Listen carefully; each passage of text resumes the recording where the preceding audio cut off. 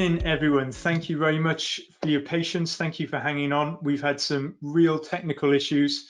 Bless him, Neil. Talk about, getting someone's nerves at a nice steady just before they present. So thank you, Neil. Thank you for trying to get this working. A few things before I hand over to Neil. By default, all the attendees, your mics and cameras have been turned off or muted. If you want to ask a question, I can see already that some of you have found the question panel, which by default is on the right-hand side of your screen in the little tab area that comes up. So please feel free to drop your questions in there. Neil, I'm sure will answer them at the end, and we'll help sort of field and read some of those out for you at the end.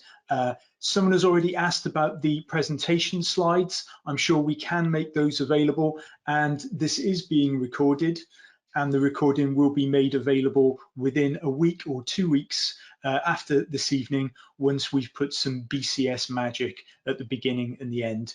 So I'm going to hand over to Neil now. Neil is a great friend, a colleague. We've worked together for many years. He's worked in further education, higher education, and I'm sure he's going to tell you all about his career and his expertise in cyber as well. So without further ado, I'm going to hand over to Neil Sidnall for this evening's webinar. Thanks very much. Thank you, Andy.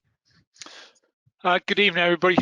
Again, apologies for the technical hitch. Never know, it might have been somebody trying to stop me talking. Never know. So cyber reserves. What I'm going to do, I'm going to talk about the cyber reserves, a little bit about how they started, what they do, a little bit of the history, and then I'll go on to my career within the cyber reserves, where I've been with them for nearly 8 years, coming up to 8 years now. So going back into the midst of time, 2007, we had the Stuxnet attack on Iran, and we also had in 2007 attacks on Estonia. Neither of those weren't connected, but I think what it did is concentrate the government's mind on cyber attacks, cyber defense, and how they could build up a force to do that. So they stood up in 2013 the Joint Forces Cyber Group. That was to deliver cyber capability to the military, and it also had a reserve component, which is this Joint Cyber Reserve, and that was stood up in September 13, a couple of months later. The idea of JCU was to give cyber support to Caution, which is defence, to Cheltenham, which is not defence, and to information assurance and cyber defence to the various units within the military, i.e. RAF, Army and Navy. Obviously, as any Navy people, I should have said Navy, Army, Air Force, but there you are, I'm in the RAF. So the requirement for JCR was to recruit individuals with cyber skills, verifiable cyber skills in various areas.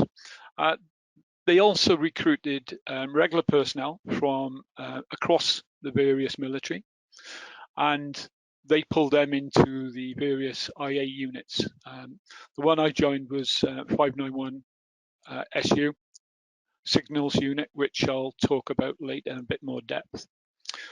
One of the big problems they had was that in the military, there was cyber, but obviously it was in its infancy. And as the various Army, Navy and Air Force personnel was getting up to speed, they were leaving and going out to industry. So consequently, somebody said, well, if we take these cyber reserves, they'll actually build up a corporate knowledge. And it worked, because as I just said, I've been in there for nearly 8 years. So primary requirements to apply for a cyber reservist in the beginning was possess verifiable exceptional cyber skills, be over 18, There was a maximum age, which was 58, which I was 58 when I joined, so it gives you an idea how old I am now. You had to be living in the UK and be a single passport owner, and you had to be able to be DV cleared, and that's caused a few problems over the last 8 years. And obviously want to give up some weekends to work with the military. So, October 2nd, 2013, the government come out with a few various reports. The one I've actually got on the screen was basically that Britain is the first country creating a national reserve unit of this kind. Not correct. After the attack on Estonia, Estonia actually set up a very similar cyber force. I'm sorry, I've been talking, I haven't moved the slides. My apologies.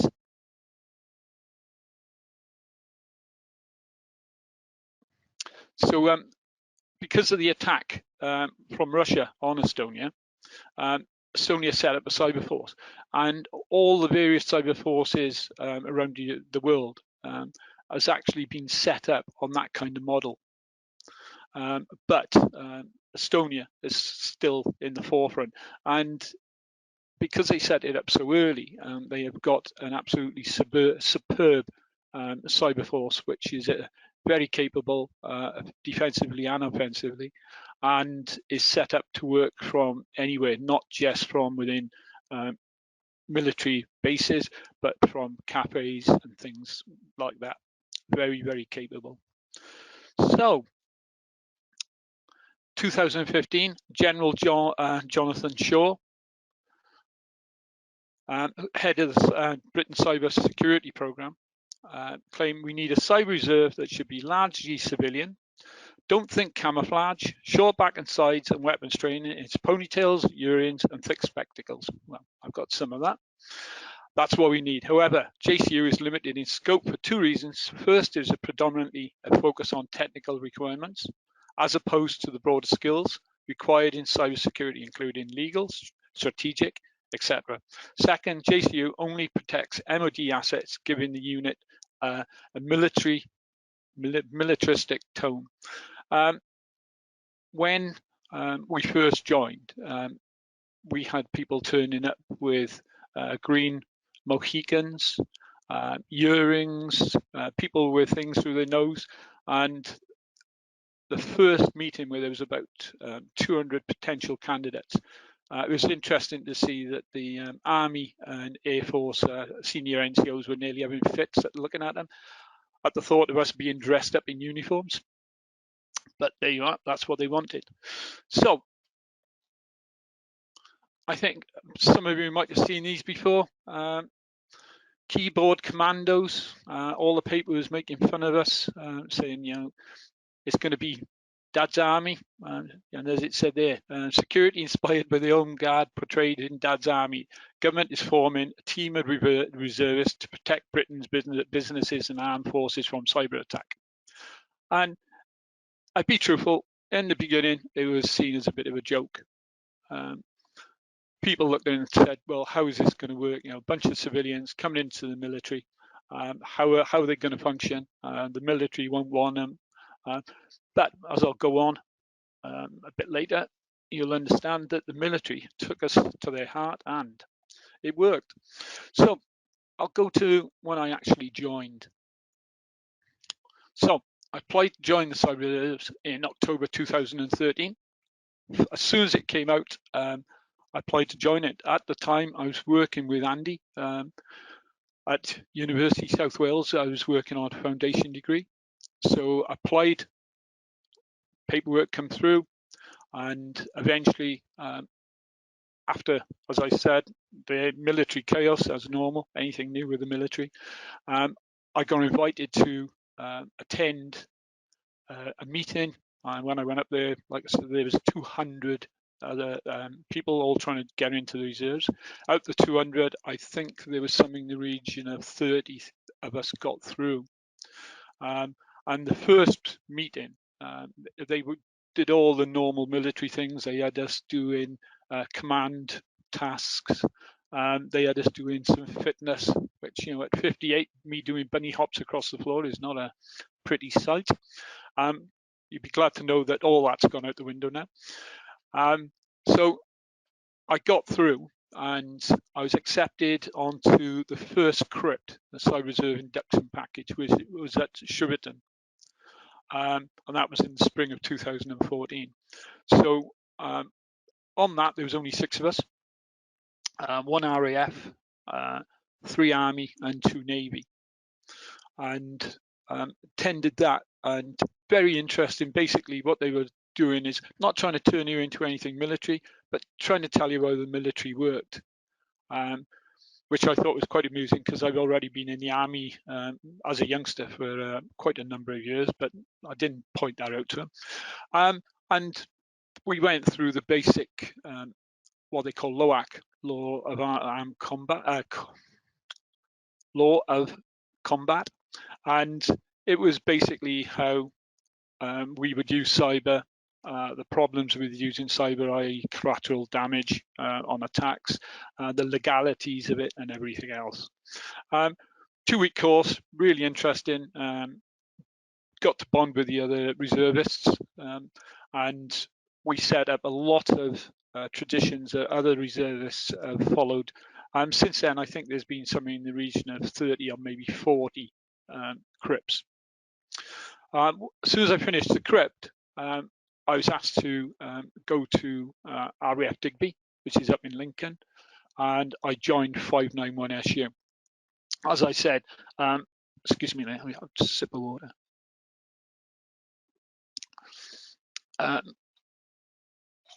Joining 591 SU and moving all the way up, to Lincoln and having to go every weekend, I thought there was a bit of a bind. But when I looked up the history of 591 SU, they've been in the forefront of various technologies, so I thought, give it a go.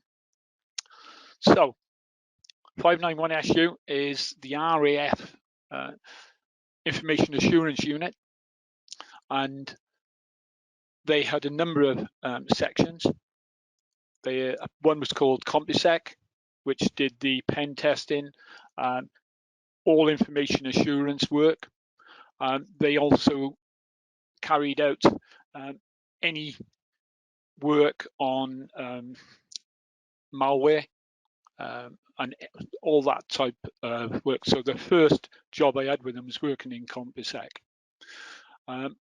Worked there for something in the region of 6 months, and I was then asked to set up a cyber threat intelligence cell, which is something that I'd been working on in another place.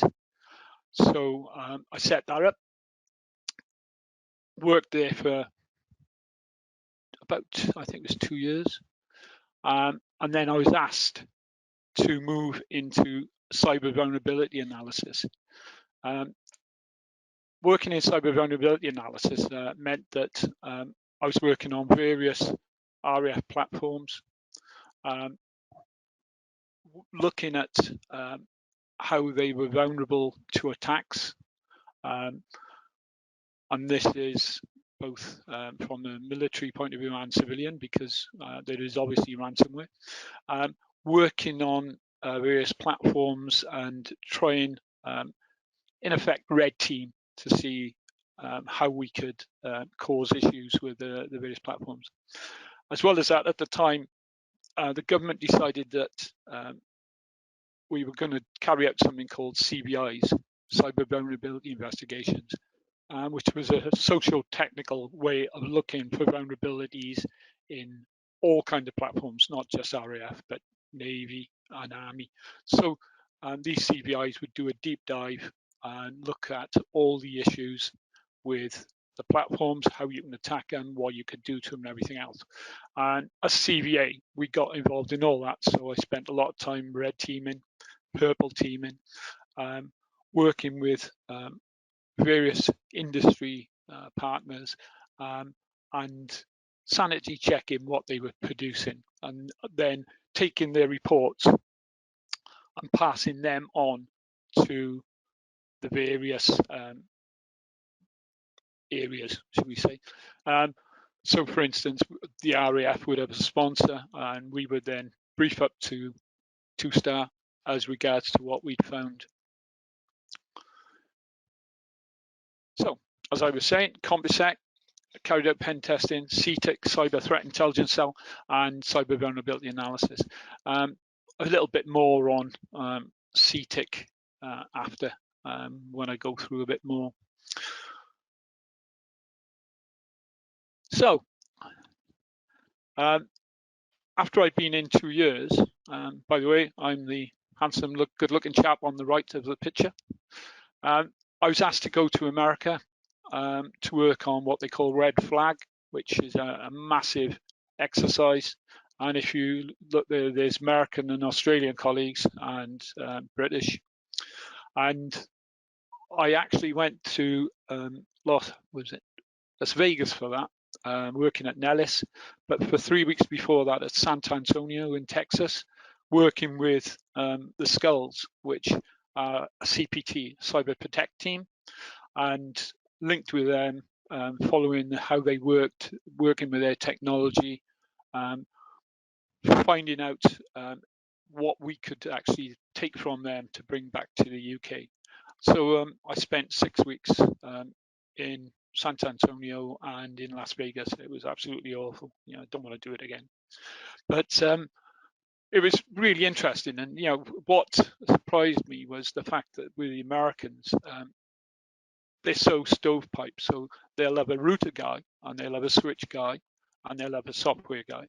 Whereas with us, we'd be going in, we'd be working on the routers, we'd be working on the switches, we'd be doing the software, we'd be doing the defensive using Wireshark and other numerous pieces of technology.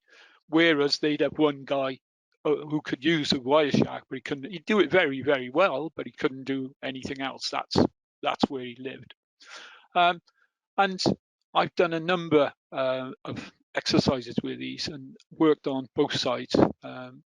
Really interesting work. It gives you some idea about the cyber reserves, that we can actually go abroad and work with other nation states. And the Australians were fantastic. We've actually gone to Australia and worked with their teams over there on other platforms such as F-35.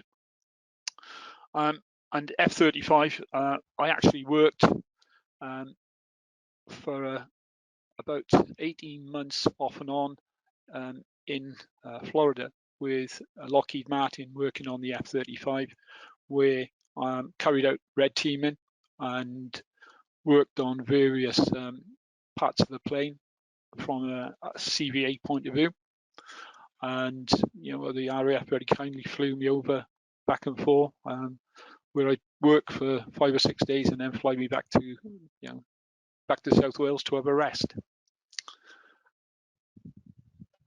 So the cyber reserves, we don't always get the champagne, but that was me on a flight where they upgraded me very kindly. But I've also worked in Washington, spent quite an amount of time in Washington doing courses and briefing. You can see Mickey up there, i.e. Florida. Like I said, I'm back and forth to Florida all the time. Unfortunately, that project has now stopped, but I basically was looking at Florida as my second home. Picture on the bottom left is in Poland. I've worked quite a bit in Eastern Europe. That was actually on a SANS course where I've attended something in the region of about 7 SANS courses through the RAF, and built up quite a lot of knowledge of that, for instance, on SCADA. So through the RAF, I become an expert on SCADA systems, and have worked on a number of NATO exercises, acting as a SCADA SME for our forces and allies. And I thought I'd stick one in. There's me, just proving that cyber reserves are military. We don't always dress up like that. RAF, we tend to always have the blues on. But that was an exercise where we were out in the field, and I had to suit up accordingly. And I thought I'd take a photo because you don't often see me like that. So,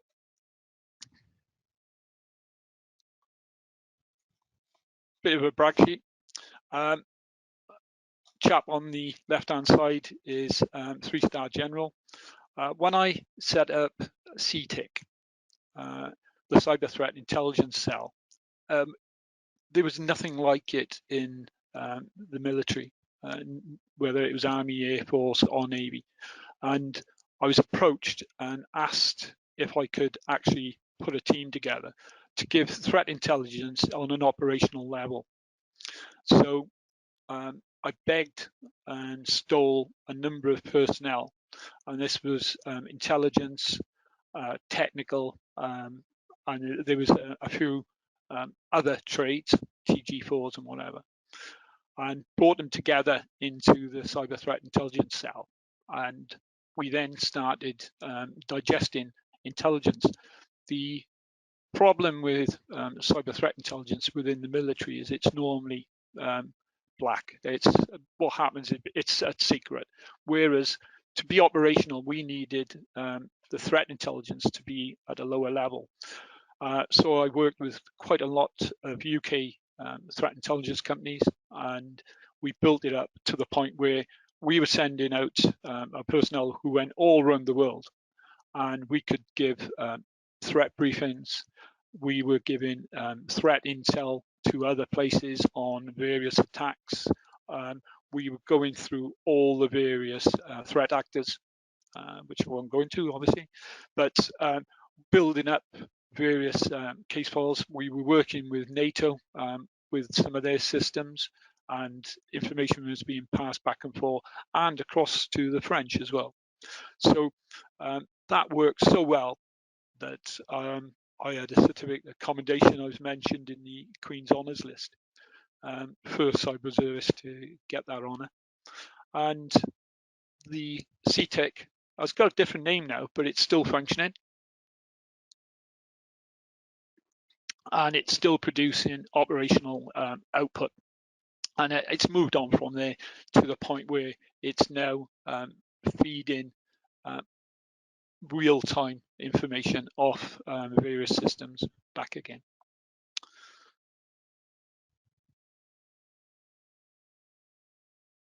So again, I'm the handsome one, second from the left. That was another commendation for a role we played for the Army. What happened was the Army had an issue. Nobody could sort it out. So that team there, the five of us, the one in the middle, there was the OC, went to Germany, ended up in Germany for 3 weeks, which my wife wasn't happy with because it was the week of our anniversary. It always falls like that. And we managed to pull the problem out of the fire. And from that, there was another Queen's Honours List for a team commendation. So I've gone through this at quite a rate of knots. This was supposed to be an hour and a half, but where we are at the moment, the cyber reserves started off when I was the first one there. Within about 4 months, there was 2 more. Another 6 months, another 3. So we were quite small, and we acted as a flight within 591. So 591 is a regular unit. We were acting as a reserve flight within that. And as I said, we worked in all the various sections. We worked in the intelligence area. We worked in the CompuSec. We worked in TSEM, which was the threat hunting, bug hunting, that type of stuff. But as it built up over the years, we got to a point where there was 50 cyber reservists. And this is just RAF. And it was decided to set us up as a squadron. So we're now 6 Squadron Cyber Reserve. And as it says there, the aspiration is to go up to 100 cyber reservists. The problem is, the flash to bang from joining, because a lot of them haven't got DVs, and have to have a DV, it can take a considerable amount of time. And some people don't want to have a DV anyway, so yeah. The squadron, unfortunately, if anybody knows anything about the RAF, 6 Squadron is also Typhoon. They fly Typhoons out of Lossie, which causes a bit of confusion when I turn up, advancing age, and they look at me and say, "You fly Typhoons?" Obviously not. But what we've got within the squadron at the moment is a number of areas that we cover. We've got pen testing, red teaming areas, where we've got a large number of people who can do pen tests, red teaming of all kinds. We do tiger teaming. So we have a lot of military people turn up with ideas and technology and throw it in front of us and say, right, tear it apart. And we've got quite a reputation on that.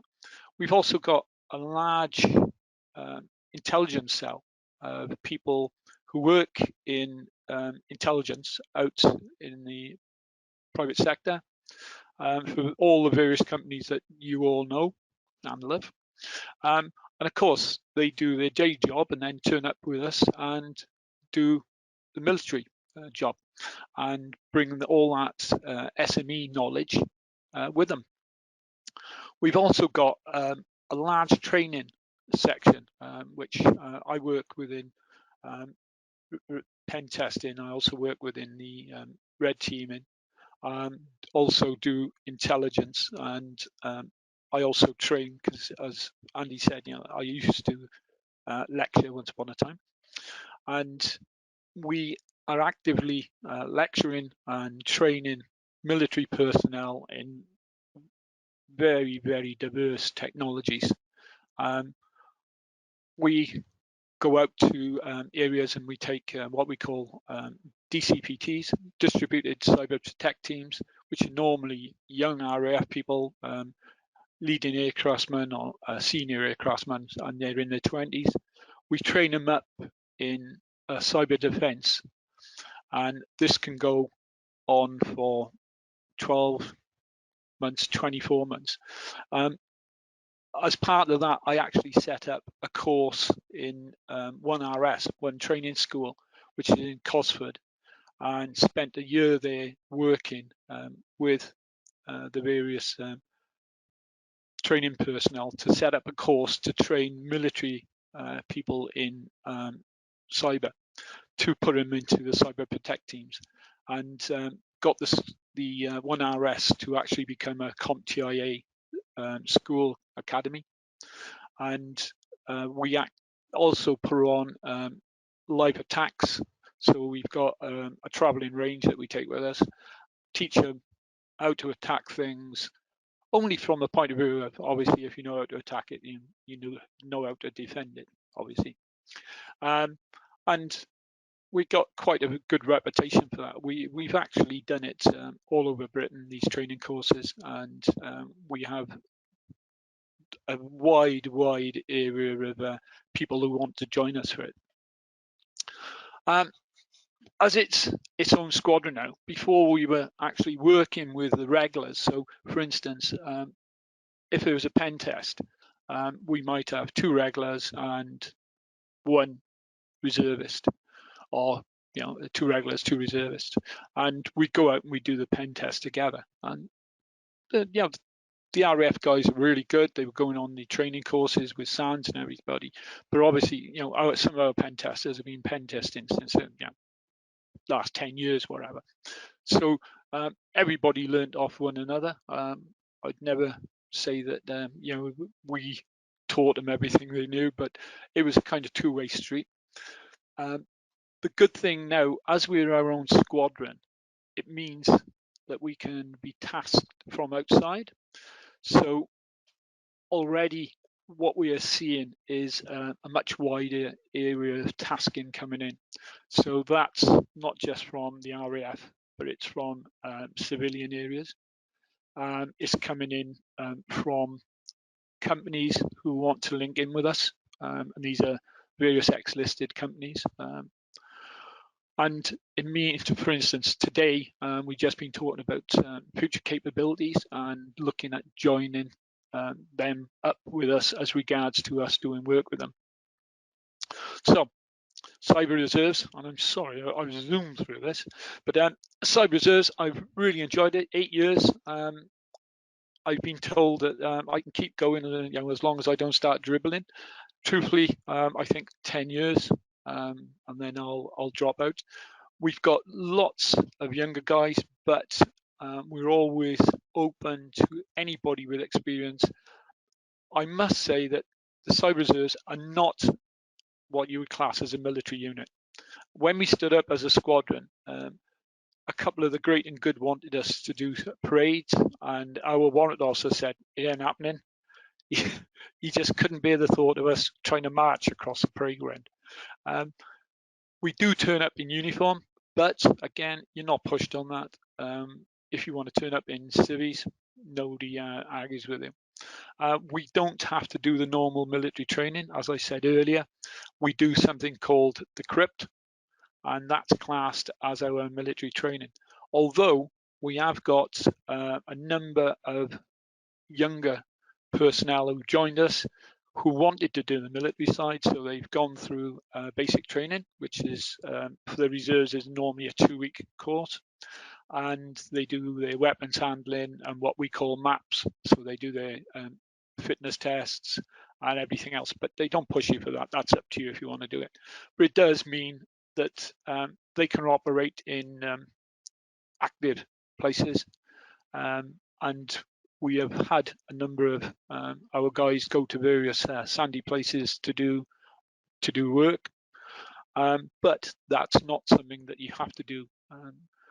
Again, what a lot of people turn around and say, well, as your reservists, how can you do military work? Because we are at home most of the time.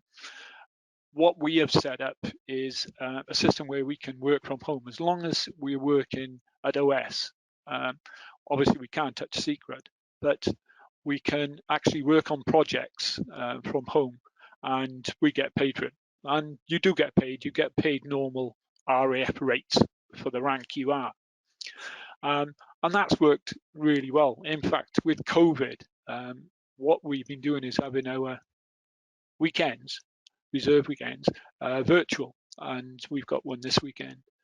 And we log on Saturday, we have team meetings, we work through the normal stuff we work on, as I said, at OS, and that's worked perfectly well.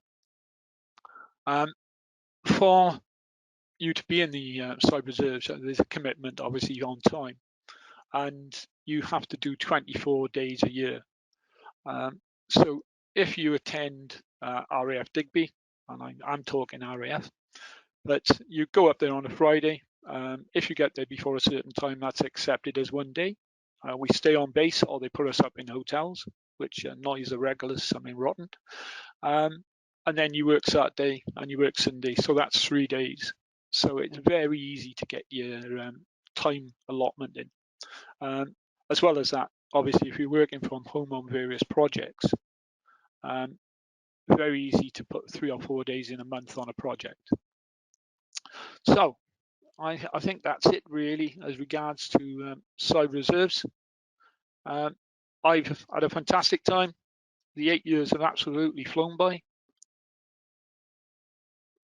and it's given me a lot. Other than all those SANS courses, which you ever look at me on LinkedIn, I've got. As well as that, I travelled. The difference with me to a lot of the reservists was, as I was lecturing, I was lecturing, I think it was 3 days a week. So I was going up to Digby on the Thursday, Friday. And then as a reserve weekend come around, I'd do Thursday, Friday, Saturday, Sunday. As I got pulled into it more and more, and they asked me to give more time, and eventually I stepped down from lecturing, and ended up going full-time with the RAF, which is no mean feat for a 58-year-old. Everybody said it couldn't happen. I did it. And I was actually staying. My wife was really fantastic about it. We had a good talk about it, and she said, if you want to do it, do it. So I was actually living up at RAF Digby, staying up there, doing my 5 days, and then when the reservist weekends come around, I do the 5 days, do the reservist weekends, and then do another 5 days. So it got the point, my wife was starting to look at me as a bit of a stranger. And of course, as the trips abroad started to come up, and I was going on them, I thought, well, this is silly doing it as a reservist. So what I'd done was apply to become what they call FTRS, full-time reservist. Again, we were told, no, that can't happen. You can't come from cyber reserves into FTRS. I did it. And for 18 months, I was actually full-time RAF. Because I was in the cyber reserves, a job came up within the MOD, and I was asked if I'd be interested in taking it up. This is just under 2 years ago. And I said, yeah, I'll go for it. And I'm now working within the MOD, within Abbey Wood, as an MOD cyber security consultant. And that role basically come from being in the cyber reserves, being in the right place at the right time. So I think that covers it for me, Andy. Sorry, I know it's an hour and a half, but obviously being Welsh, I am a fast talker. Okay, well, that was great, Neil.